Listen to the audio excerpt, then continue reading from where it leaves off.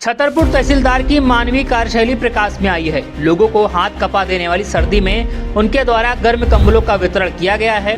तहसीलदार छतरपुर की इस कार्यशैली की समूचे शहर में सराहना की जा रही है। तहसीलदार छतरपुर द्वारा शहर छतरपुर के गांधी आश्रम, प्रगतिशील विकलांग संसार आश्रम सहित शहर के उन खुले क्षेत्रों में कंबल बांटे गए जहां लोगों को इनकी सर्वाधिक आवश्यकता थी। छतरपुर शहर में इन दिनों हाथ कपा देने वाली सर्दी हो रही है। अधिकांश गरीब वर्ग के लोग खुले में आसमान के नीचे रात गुजारने को मजबूर हैं। इसी कड़ी में छतरपुर तहसीलदार रंजना यादव ने मानवता की मिसाल पेश की। राजस्व अमले के साथ तहसीलदार छतरपुर रंजना यादव प्रगतिशील विकलांग संसार आश्रम पहुंची और उन्होंने यहां विकलांगों के बीच गर्म कंबलों का वितरण किया।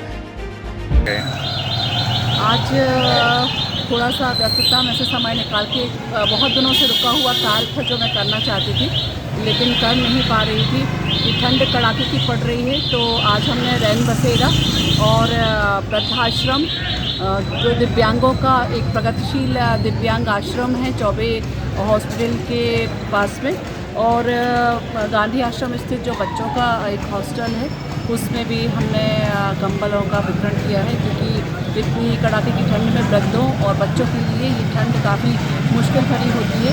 तो मेरा एक थोड़ा सा प्रयास है कि मैं उनकी किसी काम आ सकूं और इस तरह के प्रयास आगे भी जारी रहेंगे। और जैसे आप बस स्टैंड पे भी आप दिखी हैं, आपने बस स्टैंड में हुआ हमारा खड़े हनुमान जी के मंदिर है डाकखाना पर, जो वृद्धजन ऐसे असहाय और गरीब व्यक्ति दिखाई दिए हैं जिनके पास में गर्म कपड़े नहीं थे, तो उनके लिए भी कंबल का वितरण किया है। और इस तरह के अपन जो भी सेवा बनेगी लोगों की। क्या उद्देश्य है, किस आज आपके द्वारा कितने लोगों को कंबल बांटे गए? लगभग 80 के करीब। क्या उद्देश्य रहा और किसकी प्रेरणा आपको मिली जिससे कि आपने इस प्रकार का जो वितरण किया गया?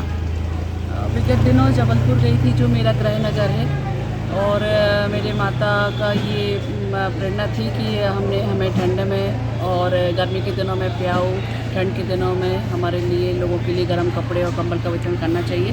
तो लगभग 1 माह पहले उन्होंने मुझे कंबल रखवाए थे, लेकिन मैं अब व्यस्तता के कारण क्षमा चाहती हूँ, लेकिन ये मैं कार्य नहीं कर सकूँगी। और बार बार याद दिलाया जा रहा था माँ के द्वारा कि आपने कंबल का वितरण किया कि नहीं, और आगे भी इस प्रकार के कार्य मैं करती रहूँगी। ऐसा मैं ईश्वर से प्रार्थना है कि वो मुझे अवसर प्रदान करें और लोगों के अपन कुछ काम आ सकें, कोई जीवन धन्य हो।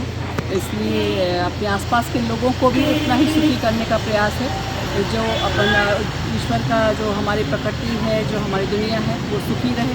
बस यही एक उद्देश्य है।